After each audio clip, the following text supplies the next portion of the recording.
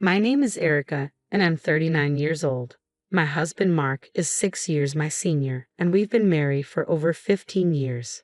This year, our daughter started high school, which marks a new chapter in our lives. After settling down to raise our child, I started a handmade business. It's been thriving, and I'm increasingly busy with orders. While things seem to be going well professionally, my married life has been a different story. Mark and I met at work, where he was my trainer. His maturity and the 6-year age difference initially attracted me. We started dating, and not long after, I discovered I was pregnant. The unexpected news led us to marry quickly. Due to severe morning sickness and Mark's request, I resigned from my job and became a housewife. As soon as I left work, I was expected to handle chores at my mother-in-law's house, which was just a 5-minute walk from ours. Despite my struggles with morning sickness, I was pressured to help out, as my mother-in-law insisted it was my duty as a wife. My husband and mother-in-law frequently reminded me that, as a wife, I was obligated to handle household tasks and follow my mother-in-law's directives. This constant pressure made me start believing that I had no choice but to comply. Living with a growing child and having quit my job made it hard for me to rely on my own parents for support. Divorce was never a consideration at the time. Fortunately, Mark was kind to our daughter, Nancy, and I managed to endure the situation. However, things changed when Mark's brother married and had a baby boy. My mother-in-law's attitude shifted, and she became critical of Nancy, often lamenting about the lack of a male heir. Mark, worried about his mother's views, began to distance himself from Nancy, who he had once cherished deeply. Mark's family is not involved in business and lives off their vegetable garden and a large backyard. They had land generations ago but gave it up long ago. I couldn't understand why there was such a fixation on heirs, especially with outdated notions about the eldest son and heir. To protect Nancy from hearing these hurtful words, I tried to limit our visits to Mark's parents. During my pregnancy, they called frequently, but after Nancy was born, I often refused their visits. I wanted to focus on my daughter and distance myself from my in-laws' selfish expectations. When I finally reached the end of my patience, I made a decisive change. As soon as my daughter turned 2, I returned to work, despite my husband and mother-in-law's displeasure. Anticipating their resistance, I kept my decision to myself until I had secured a job and enrolled my daughter in daycare.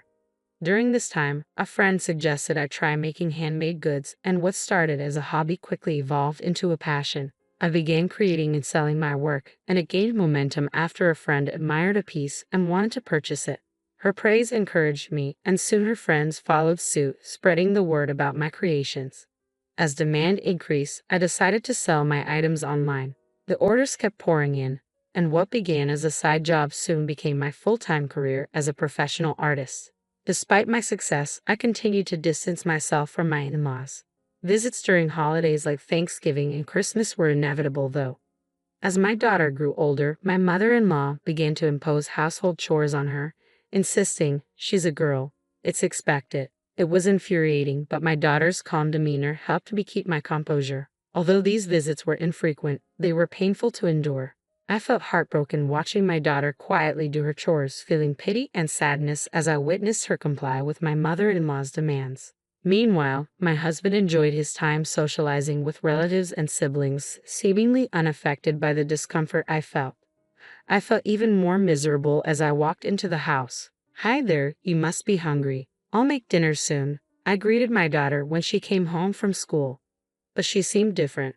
Her usual cheerfulness was replaced with a sullen expression. She called out to me, but her eyes were distant and troubled. Concerned, I rushed over. "What's wrong? Did something happen at school?" I asked, but she only shook her head silently. My daughter had always been calm, never shedding a tear since starting middle school. I waited patiently, hoping she would open up. Finally, she spoke, her voice trembling. "Dad?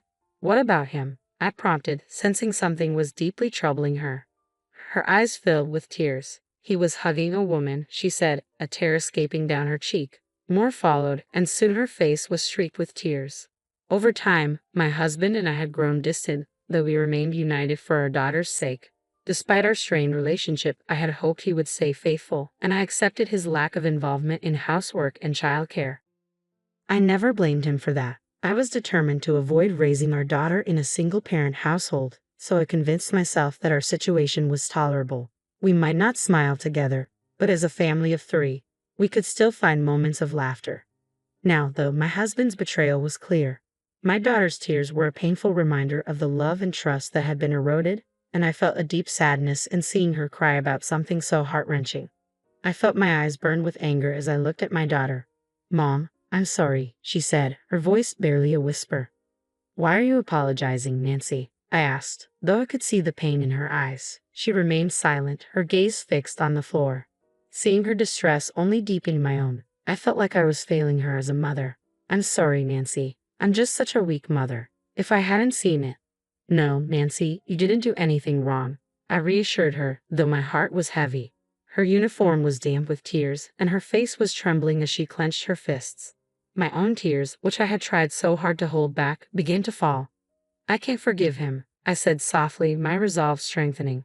"Honey, can we talk for a minute?" I asked my husband when he came home. "I'm tired," he replied curtly, barely glancing at me. His cold tone would usually have silenced me, but today was different. "I have something important to tell you," I said, struggling to stay calm. He clicked his tongue in annoyance and sat down across from me at the dining table. "What's it about? What have you been up to today?" "Of course I was working," I answered, though his dismissive attitude only fueled my frustration. Without warning, he slammed his hand on the table, yelling, "What are you asking me?"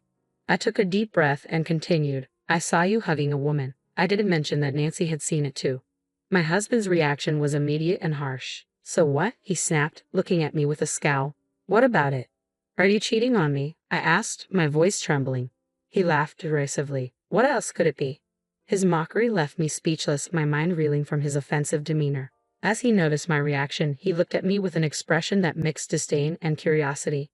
"What's wrong with that?" he asked, his tone dripping with contempt. "What do you have to complain about?" "It's an affair," I said, struggling to keep my voice steady. "You don't even care about our relationship." His response was chilling, as if it were all just a matter of fact. "We got married because you were pregnant. We stayed together out of obligation. What more do you want from me?" His words cut deep. "I've been here all this time, supporting you," he continued, his laughter bitter and victorious. When he noticed the divorce papers I had prepared, he grabbed them from me. "Divorce papers? What's this? You thought showing me these would make me listen? Nonsense. If you want it so badly, I'll sign them for you," he said with a sneer. He filled out the papers with exaggerated motions and threw them at me. "How can you even think of divorcing me? I've been taking care of you while you're not even working. You quit your job just because you had a baby. You're nothing." His harsh words echoed in my mind as I looked at the divorce papers on the floor. "You should be grateful I'm not the one asking for the divorce," he continued. "If you don't want it, don't say anything." With that, he took out his phone and began dialing. His sweet, false voice made it clear he was calling his girlfriend. I knew I couldn't confront him about it, so I stayed silent. About a month later, it was time for our annual Christmas visit to my in-laws. My husband was eager to go, bustling around to get ready. "Hey," I said, trying to catch his attention. "I need to talk to you." "Not now. We're running late," he replied dismissively. "You can talk to me at my parents' house." He hurriedly bundled me and our daughter into the car, his excitement palpable. As usual, he was the only one chatting cheerfully, while I felt the weight of our unresolved issues and his lack of respect. "Welcome home," he said as we arrived, but his words felt hollow and meaningless to me. When we arrived, my mother-in-law greeted us with a forced smile and ushered us into the living room. We exchanged pleasantries with the relatives who had arrived before us. "Oh my God, it's so nice to see you after such a long time," my mother-in-law said with exaggerated cheerfulness. Her emphasis on long time hinted at her displeasure over my recent absence. I knew she resented that I hadn't been visiting as often. "As my daughter-in-law, you need to help with the chores," she always said whenever I came over, though she never asked the same of my brother-in-law's wife. But then again, they lived far away and rarely visited. My mother-in-law directed me to the kitchen. I didn't mind helping at first, but when she also urged my daughter, Nancy, to join, I felt a pang of frustration. "No, I began, but my mother-in-law cut me off. "She's a girl, she should be able to do this," she said, her tone dismissive. At that moment, something inside me snapped. I turned to my husband, who was preparing drinks. "Honey, we need to talk." "What is it now?" he responded, irritation evident on his face. "This can't wait. It has to be now," I insisted, ignoring his annoyed expression. Erica, let's handle this later, he said, clearly wanting to avoid the confrontation. Let's focus on the party for now. But my mother-in-law interrupted again, concerned about how her relatives would perceive her. You're my daughter-in-law. I have plenty of work for you, she said, trying to divert attention from the issue at hand. After scanning the room and seeing the curious glances of her guests, she muttered, on Christmas Day, I'll make sure she and her daughter handle everything. Taking a deep breath, I stood up, holding my daughter's hand firmly. I'm done with this. I'm getting a divorce. What? What are you talking about? My husband and mother-in-law gasped in shock, their faces a mix of confusion and disbelief. I tried to ignore the chaos and focus on leaving with my daughter, but they blocked our way. What do you mean by divorce? My mother-in-law demanded, her voice rising in disbelief. She glared at both me and my husband, who was clearly caught off guard. It was evident he hadn't been expecting this revelation. I mean exactly what I said. I'm divorcing this man, I replied firmly. What? I didn't hear anything about this, my husband stammered. What's going on? You told me to go ahead and file the papers if I wanted a divorce. Well, I've done just that, I said, my tone unwavering. My husband was left speechless, clearly unable to process the situation. His optimism had clearly blinded him to the reality of our marriage. You weren't serious about this, were you? He finally managed to ask. Of course I was serious, I replied. Thank you for the papers. I've already submitted them. And as for why I'm telling you here, look around. This is exactly why. You've avoided any real conversation about this, and now we're facing it. My husband's face turned red as he realized the full extent of the public humiliation he was enduring. He had avoided discussing our issues, and now the consequences were unavoidable. But my mother-in-law wasn't done. What's this about? I can't believe you're divorcing my son. You must have done something wrong, Erica. I looked at her incredulous. How can you be so sure I'm at fault? Your son is trembling, and you still think it's all my fault? My husband was clearly at a loss for words, flustered by the unexpected revelations. My mother-in-law, still in shock, demanded, how am I going to explain this to others? I turned to Nancy, who had been watching the scene unfold. Nancy, why don't you tell them what you saw? Nancy's cold gaze cut through the tension as she spoke. Even though Dad is cheating on Mom. What? My mother-in-law froze, unable to process the new information. My husband, stunned, could only look at Nancy in disbelief. Why? Nancy asked, her voice trembling. I saw you hugging another woman. What? My husband stammered, clearly caught off guard. It's okay, Nancy, I said gently, though I could see the disgust in her eyes. She no longer wanted anything to do with her father, and it broke my heart a little. I wondered if I should have kept her from coming today, even though she'd insisted on it. Are we done here? I asked, ready to leave.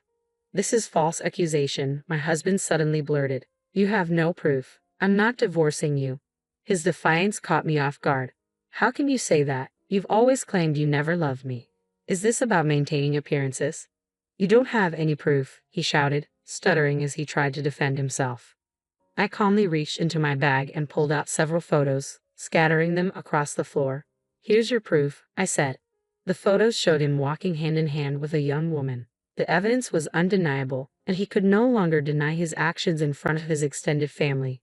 His face turned red as he scrambled to gather the pictures. Why did you? He began, but his voice trailed off. I think you've gone too far, I replied. I never condoned cheating. I had hired a private detective to investigate my husband's behavior. The detective not only followed him but also recorded his conversations with the woman who had spoken freely about my husband's behavior and even made derogatory remarks about me. How did you know that? My husband asked, his face paling. The relatives surrounding us looked on in shock, and my mother-in-law's face was one of disbelief. Mary, I'm not your son anymore. My husband said. Even if I was married to your son, I had no obligation to take care of this house. I said firmly. I'm done. From now on, please contact my lawyer. With that, Nancy and I left. I had already filed for divorce and was pursuing alimony. Although my ex-husband initially resisted, the hard evidence I presented made him concede. I also filed a claim against the woman he was involved with, and she agreed to compensate me. The scandal spread among their relatives and neighbors, causing them considerable embarrassment. My daughter and I embarked on a new chapter, free from the ties that once bound us. As a handmade artist, my business thrived with an influx of online orders. My daughter informed me that our story had even made its way onto social media. I'm finally free from the constraints of my past. Despite the hardships, I now have the opportunity to do what I want, take care of my daughter, and fully enjoy my life.